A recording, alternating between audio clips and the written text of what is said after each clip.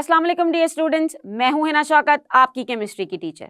और आज के इस लेक्चर में हम कंटिन्यू करेंगे हमारी typical properties of gaseous state of matter. हम पढ़ रहे थे pressure in the previous lecture और आज हम स्टार्ट करेंगे फ्रॉम स्टैंडर्ड एटमॉस्फेरिक प्रेशर और साथ ही साथ डिस्कस करेंगे compressibility, mobility and density in detail. So students, हम पढ़ रहे हैं हमारा chapter number 5 which is physical states of matter. और सो फार हम इस चैप्टर में डिस्कस कर चुके हैं इसका बेसिक इंट्रोडक्शन, जिसमें हमने देखा कि what is matter and what are different states of matter. और हमने डिटेल में डिस्कस किए differences between the properties of solid, liquid and gas state of matter. उसके बाद हमने स्टार्ट किया हमारा topic 5.1 which was gaseous state. जी हाँ, और उसमें हमने स्टार्ट की हैं उसकी typical properties. And in our previous lecture we have covered few properties of the gaseous state, और वो प्रॉपर्टीज थी डिफ्यूजन, इफ्यूजन और प्रेशर। हमने देखा कि प्रेशर की डेफिनेशन क्या है और उसका फॉर्मूला क्या है, और उसको मेजर करने के लिए हम कौन कौन सी डिवाइसेस यूज कर सकते हैं। आज के इस लेक्चर में हम स्टार्ट करने वाले हैं स्टैंडर्ड एटमॉस्फेरिक प्रेशर, और साथ ही साथ हम remaining typical properties of gaseous state of matters को भी डिस्कस करेंगे।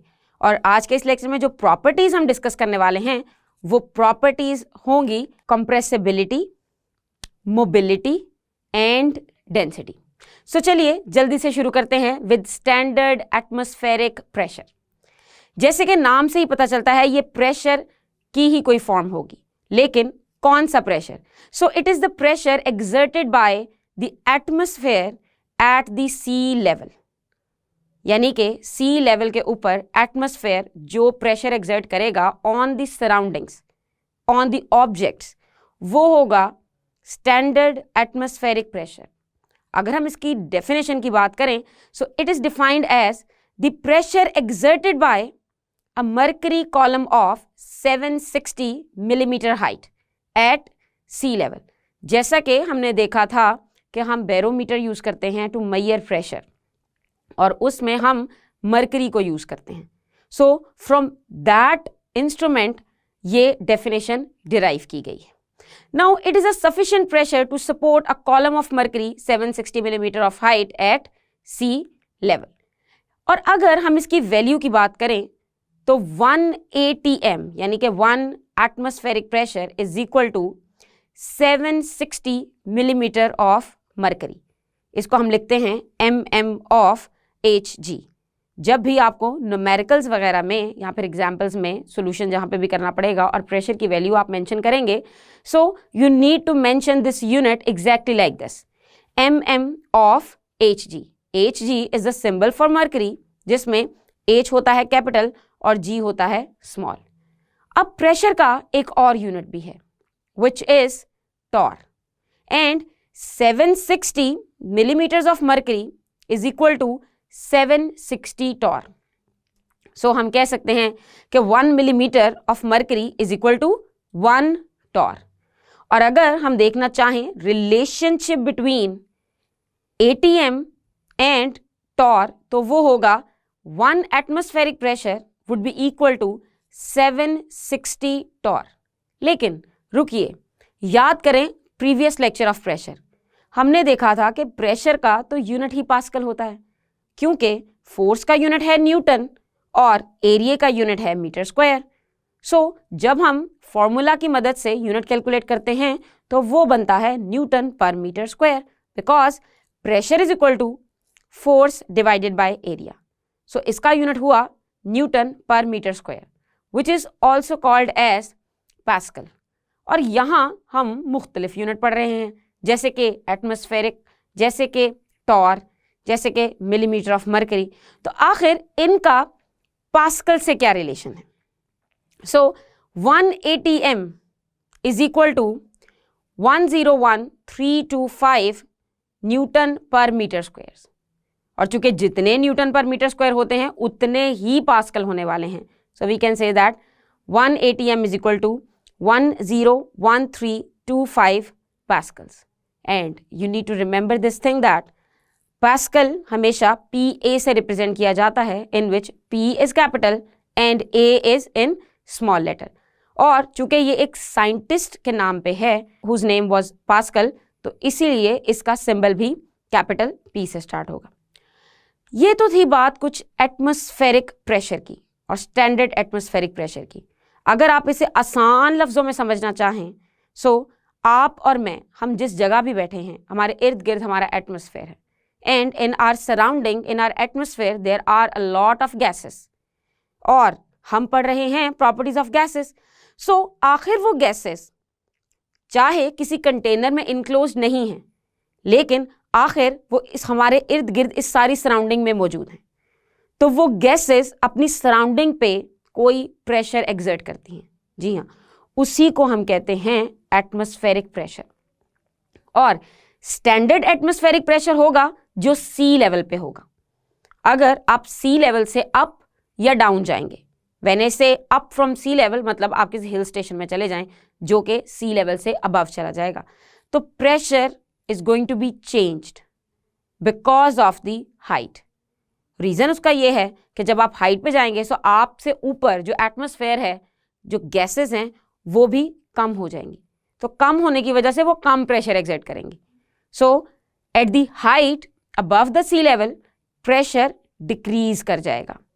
जी हाँ, और अगर आप बिलो द सी लेवल जाएंगे तो गैसेस की अमाउंट ज़्यादा हो जाएगी, एंड फॉर दैट पर्पस होगा क्या, pressure is going to be increased. So standard atmospheric pressure is the term which is used at sea level. So ये confusion आप कभी भी नहीं करेंगे। जब भी हम calculations में gases का pressure लिखते हैं तो mostly उसके लिए हम ATM यूज करते हैं, यानी कि हम उसको standard atmospheric pressure के according ही solve कर रहे होते हैं। अब चलते हैं हमारी next property की तरफ, which is written as topic 5.1.4. And this property is compressibility. When we were discussing the basic properties of solid, liquid and gas, we studied a lot of different properties, but we didn't mention compressibility over here. But we did discuss few properties which would be applied over there. हमने वहाँ पढ़ा कि there is a particle theory, kinetic particle theory, and according to that theory the gas particles, they are moving but there are spaces between them.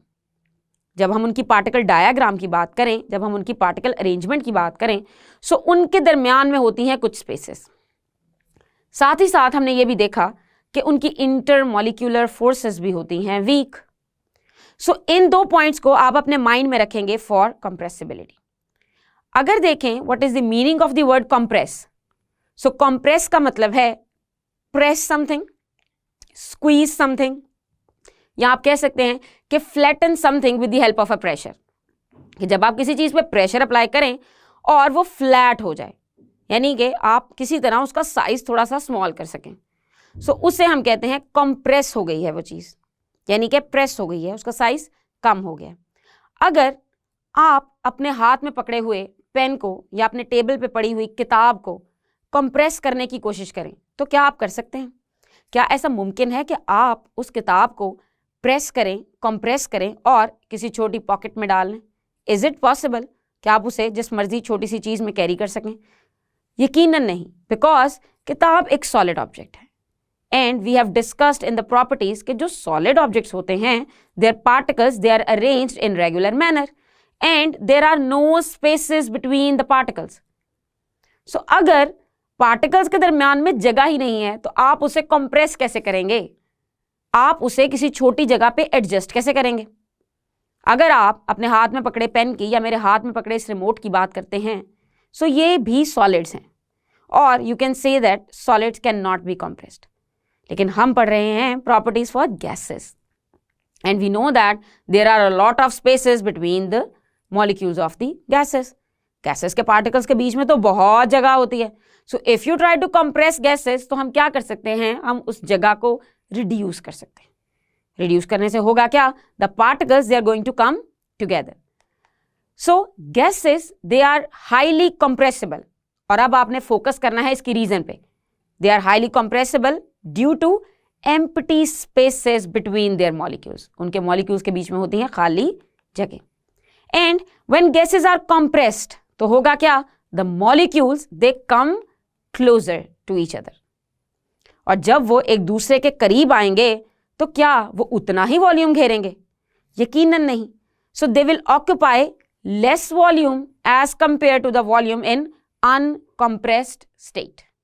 इसका मतलब ये हुआ कि अगर गैसेस के मॉलिक्यूल्स को आजादाना छोड़ दिया जाए so they are going to cover more volume, और चूंकि उनके दरमियान में इंटरमॉलिक्यूलर फोर्सेस भी वीक होती हैं तो वो एक दूसरे को होल्ड नहीं करते स्ट्रांगली।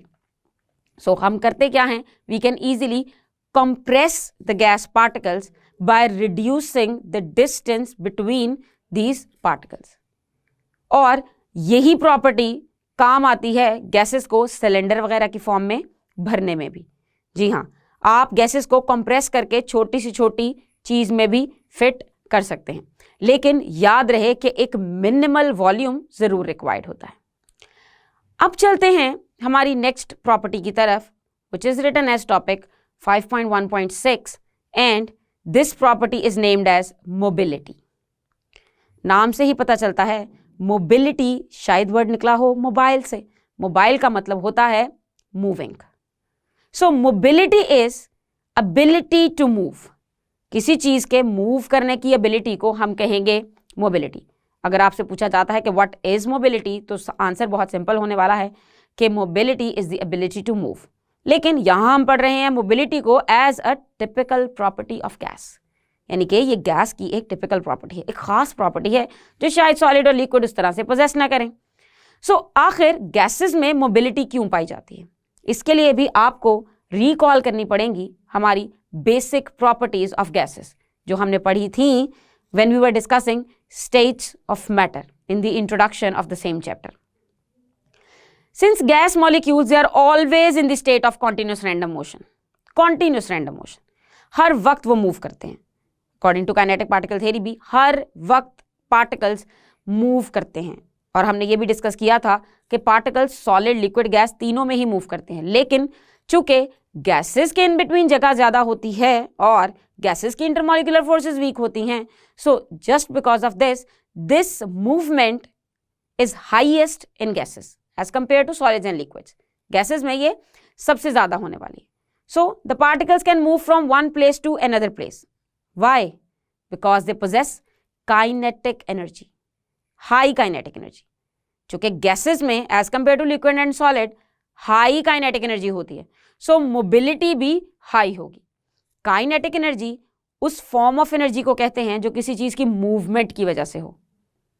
सो अगर हम कह रहे हैं कि गैस के पार्टिकल्स फ्रीली मूव करते हैं और उनकी मूवमेंट बहुत ज्यादा होती है, यानी कि उनकी काइनेटिक एनर्जी बहुत ज्यादा होती है, सो उससे हमें यह पता चलेगा कि उनकी मोबिलिटी भी बहुत ज्यादा होती है। लेकिन आखिर ये मोबिलिटी हमें चाहिए क्यों? मोबिलिटी एक बहुत बड़ी वजह है to mix up things.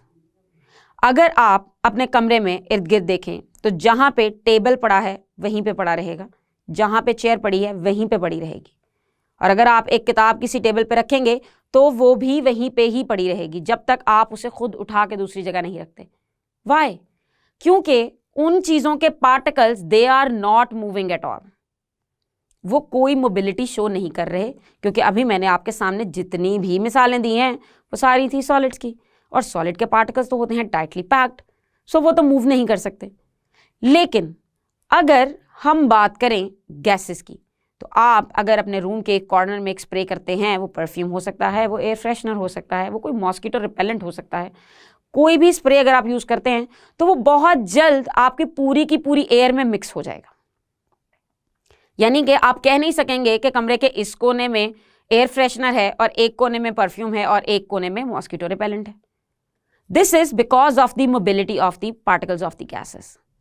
Gases के पार्टिकल्स मूव करते हैं और मूव करते करते वो मिक्सअप हो जाते हैं दूसरे पार्टिकल्स के अंदर, और इससे बनता है एक होमोजीनियस मिक्सचर। हम क्यों कह सकते हैं कि एयर एक होमोजीनियस मिक्सचर है? एयर है ना एक होमोजीनियस मिक्सचर जिसमें different gases they are mixed up together. मैं नहीं कह सकती कि मेरे सामने ऑक्सीजन है या मेरे सामने कार्बन डाइऑक्साइड है, ना फील करने से ना टच करने से, I just can't say it. Why? The reason is all of these gases they are mixed up. This is because of this property of gases which is called as mobility. अब चलते हैं हमारी next property की तरफ which is density of gases. इसके लिए हमें समझना पड़ेगा वर्ड डेंसिटी का मतलब। डेंसिटी का मतलब होता है मास पर यूनिट वॉल्यूम, यानी कि किसी भी चीज का एक पर्टिकुलर मास कितना वॉल्यूम घेर रहा है उसकी रेशो आप बताते हैं डेंसिटी से। अगर कोई चीज हल्की है और वो ज्यादा जगह घेर रही है तो मतलब उसकी डेंसिटी लो होने वाली है, और अगर कोई चीज हैवी है और कम जगह घेर रही है तो उसकी डेंसिटी हाई होगी। मिसाल के तौर पे अगर आप एक कॉइन लें, एक सिल्वर का कॉइन, और साथ आप लें एक प्लास्टिक का कॉइन, तो सिल्वर का कॉइन और प्लास्टिक का कॉइन दोनों का वॉल्यूम सेम होगा। अगर आप सेम साइज के कॉइन ले रहे हैं तो वॉल्यूम तो सेम होगा, लेकिन अगर आप वेट करेंगे इन टर्म्स ऑफ साइंस आप उसको मैस बोलेंगे, तो अगर आप उसका मैस कैलकुलेट करेंगे तो वो होगा डिफरेंट। मेटल के लिए मैस ज्यादा होगा, वो हैवी होगा, और प्लास्टिक के लिए मैस कम होगा। तो अगर आप उसकी mass to volume ratio find करते हैं, हम डेंसिटी को फाइंड कर सकते हैं D is equal to M over V से। M stands for mass and V stands for volume. So अगर हम उसकी mass to volume ratio calculate करते हैं तो जिस चीज का मैस ज्यादा होगा उसकी डेंसिटी की वैल्यू भी ज्यादा आएगी। और डेंसिटी का मतलब ये डिसाइड करना है कि how heavier an object is, कोई चीज कितनी भारी है ये उस चीज की डेंसिटी डिसाइड करेगी। अब ये तो हमने समझा है मतलब डेंसिटी का, लेकिन यहां हमें पढ़ना है density of gases. So gases की होती है डेंसिटी लो। अब इस मिसाल से मैंने आपको मिसाल दी थी एक प्लास्टिक और एक मेटल की, जिसमें दोनों सॉलिड्स थे और फिर भी particles they were close enough to give some mass. लेकिन अगर आप बात करें गैस की तो रिमेंबर गैस के पार्टिकल्स तो होते हैं बहुत दूर दूर, सो उनकी डेंसिटी क्या होगी? It would be low. So gases they have low density as compare to liquids and solids, and it is due to the light mass and more volume. हो सकता है कि 1 kg गैस आप लेके आए और सिलेंडर से जब वो गैस रिलीज हो तो वो पूरे कमरे में फैल जाए, तो 1 kg divided by volume of the whole room, तो वो वैल्यू कितनी कम बनेगी। सो कितनी कम बनेगी उसका अंदाजा मैं आपको दे देती हूं कि density of gases is 1000 times lesser than the density of liquids and solids. तो क्या लिक्विड्स और सॉलिड्स की डेंसिटी और गैसेस की डेंसिटी को आप सेम यूनिट में मेजर कर सकते हैं? क्या ये पॉसिबल होगा? लिक्विड्स और सॉलिड्स इनकी डेंसिटी के लिए जो हम यूनिट यूज करते हैं वो होता है ग्राम्स पर सेंटीमीटर क्यूब, यानी कि 1 सेंटीमीटर क्यूब में कितने ग्राम हैं। लेकिन अगर बात करते हैं गैसेस की तो गैसेस 1 सेंटीमीटर क्यूब में तो बहुत कम वजन रखेंगी, तो हम इसके लिए ये यूनिट यूज नहीं कर सकते, ये यूनिट काफी बड़ा हो जाएगा। सो उसके लिए हम यूनिट यूज करते हैं ग्राम्स पर DM क्यूब, और DM क्यूब और CM क्यूब में है 1000 का रिलेशन, और सॉलिड और लिक्विड से डेंसिटी ऑफ गैस है 1000 टाइम लेसर, तो इसीलिए उसका यूनिट भी उसी हिसाब से छोटा डिसाइड किया जाएगा। अब अगर बात करें कि डेंसिटी का टेम्परेचर से क्या रिलेशन है, तो यहां मैं आपको एक बात बताते चलूं कि जब आप गैस को करेंगे कूल, यानी कि आप करेंगे उसका टेम्परेचर डिक्रीज, सो टेम्परेचर डिक्रीज करने से बेसिकली काइनेटिक एनर्जी रिड्यूस होती है, और अगर काइनेटिक एनर्जी रिड्यूस होती है तो इसका मतलब है कि particles are going to come closer, और अगर पार्टिकल्स क्लोज आएंगे so their volume would be decreased, और अगर वॉल्यूम डिक्रीज हो जाएगा तो डेंसिटी इंक्रीज हो जाएगी। सो हम कह सकते हैं कि लो टेम्परेचर पे गैसेस की डेंसिटी इंक्रीज हो जाती है, वो थोड़ी सी ज्यादा हैवी हो जाती हैं। और इसकी मिसाल लेते हैं कि at normal atmospheric pressure density of oxygen gas is 1.4 gram per DM cube at 20 degree Celsius, मतलब 20 डिग्री सेल्सियस पे डेंसिटी की वैल्यू है फॉर ऑक्सीजन 1.4। लेकिन जब आप टेम्परेचर डिक्रीज करते हैं और इसको ले जाते हैं 0 डिग्री सेल्सियस पे, so the value of density becomes 1.5 grams पर डीएम क्यूब। यानी कि टेम्परेचर आपने 20 डिग्री लेस किया और डेंसिटी की वैल्यू 0.1 बढ़ गई। So you can clearly state the relationship between density and temperature. If you decrease the temperature, density increases, because by decreasing the temperature, volume decreases as well. So students, आज के इस lecture में हमने wind up की हैं all the properties of gaseous state, और specifically इस lecture में हमने डिस्कस किया है स्टैंडर्ड एटमॉस्फेरिक प्रेशर को, और साथ ही साथ कंप्रेसिबिलिटी को समझा with the help of example, और मोबिलिटी को और उसकी कॉजेज को, और साथ ही साथ हमने ये भी देखा कि डेंसिटी क्या है, उसका फॉर्मूला क्या होता है, और density of liquids, solids and gases में डिफरेंस क्या होता है और उनका यूनिट मुख्तलिफ क्यों होता है। हम अपने आने वाले लेक्चर्स में डिस्कस करेंगे अपने नेक्स्ट टॉपिक्स। तब तक के लिए अल्लाह हाफिज़।